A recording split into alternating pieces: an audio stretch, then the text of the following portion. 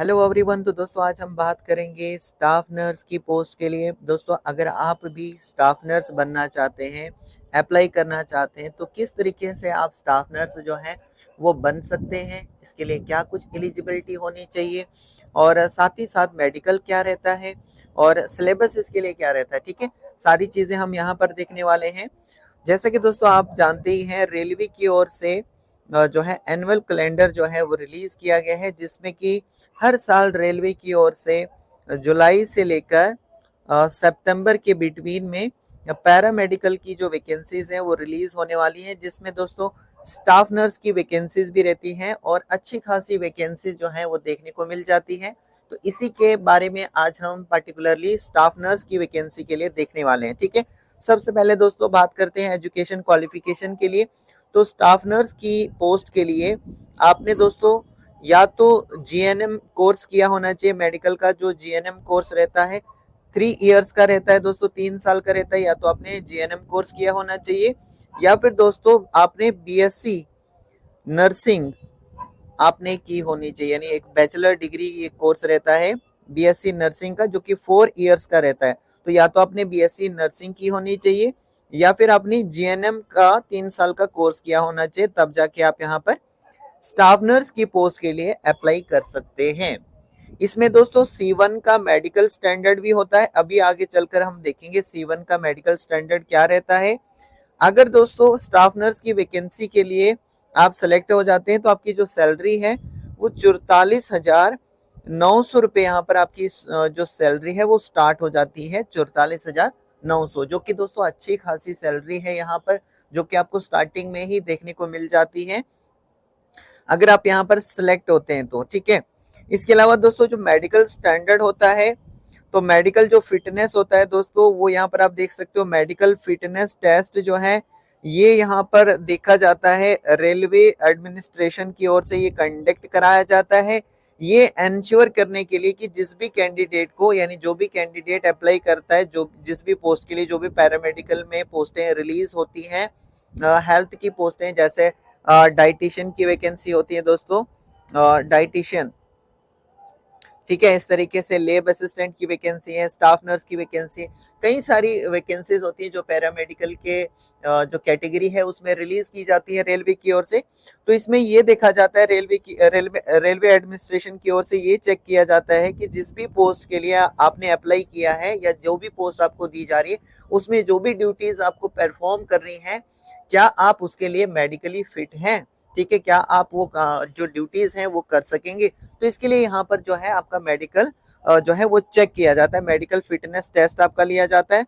और अलग अलग तरह के यहाँ पर मेडिकल्स जो हैं वो होते हैं, मेडिकल स्टैंडर्ड होता है। जैसे कि दोस्तों कई पोस्टों के लिए B1 मेडिकल स्टैंडर्ड रहता है, कई पोस्टों के लिए C1 रहता है, कई पोस्टों के लिए दोस्तों C2 रहता है। ठीक है, तो यहाँ पर स्टाफ नर्स की अगर हम बात करें तो यहाँ पर आप देख सकते हो, स्टाफ नर्स की पोस्ट के लिए आपका C1 मेडिकल स्टैंडर्ड होता है, जैसे मैंने आपको ऑलरेडी बताया।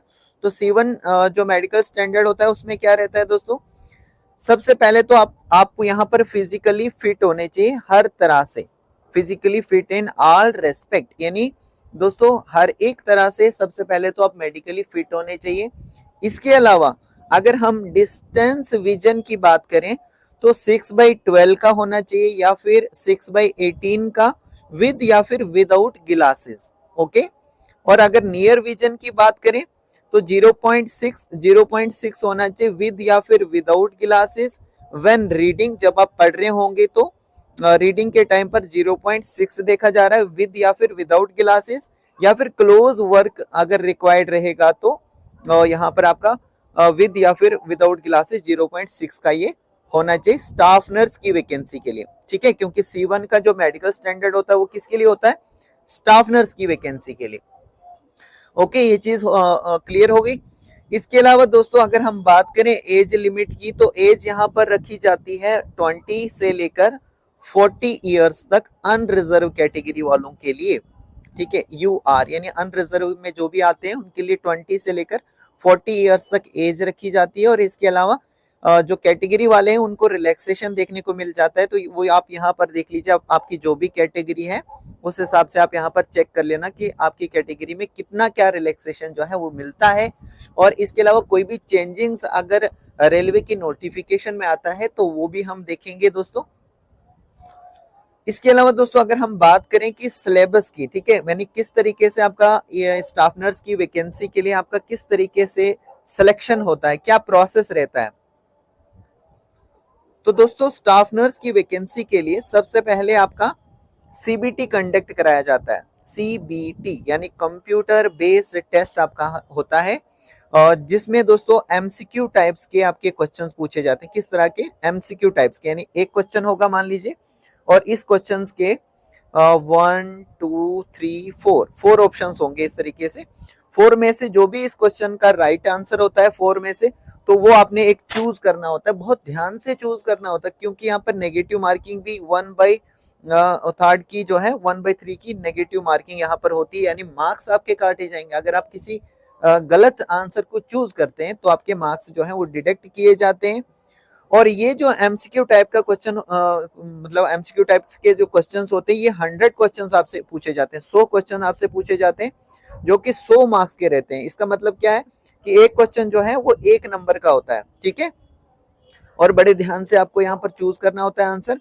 और ये जो क्वेश्चंस होते हैं दोस्तों, ये कहाँ से सेट किए जाते हैं, सबसे पहले प्रोफेशनल एबिलिटी, यानी जो भी आपका प्रोफेशन होगा, जैसे 3 साल का अगर आपने जीएनएम कोर्स किया होगा, तो वहां से ही आपको ये क्वेश्चंस पूछे जाते हैं। 70 सबसे ज्यादा वहां से क्वेश्चंस पूछे जाते हैं। अगर आपने बीएससी नर्सिंग की है तो बीएससी नर्सिंग में जो भी सब्जेक्ट्स आपके होंगे, वहां से आपको ये 70 क्वेश्चंस होंगे, या फिर जीएनएम कोर्स किया होगा तो वहां से जो भी सब्जेक्ट्स उसमें आपने पढ़े होंगे, वहां से आपको क्वेश्चंस होंगे।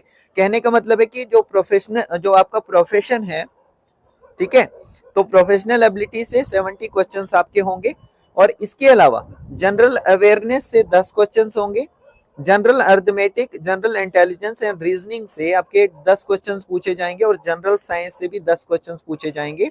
इस तरह से 100 क्वेश्चंस आपको पूछे जाते हैं। तो सबसे ज्यादा क्वेश्चंस कहाँ से हैं, जो आपका प्रोफेशनल जो है, जैसे बीएससी किया है या जीएनएम किया है, वहां से सबसे ज्यादा क्वेश्चंस पूछे जाते हैं, ठीक है।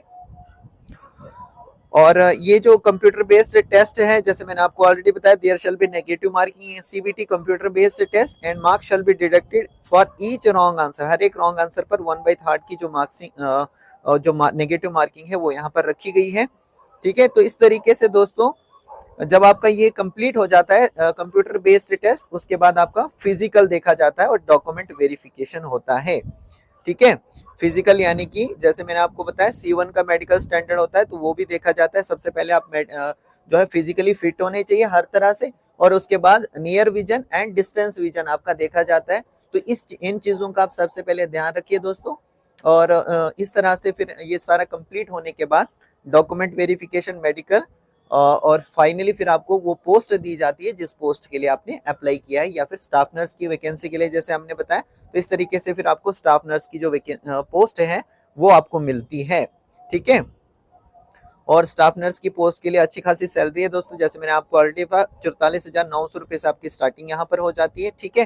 दोस्तों मैं होप करता हूँ कि आपको ये सारी चीजें जो है क्लियर हो चुकी होंगी। दोस्तों अगर वीडियो आपको हेल्पफुल लगा है तो आप यहाँ पर चैनल को सब्सक्राइब करें और बेल आइकन पर प्रेस करें, ताकि इसी तरीके से और भी जो इंफॉर्मेटिव वीडियोस हैं उनका नोटिफिकेशन आपको सबसे पहले जो है वो रिसीव हो सके, ठीक है। आप सबका बहुत बहुत थैंक यू।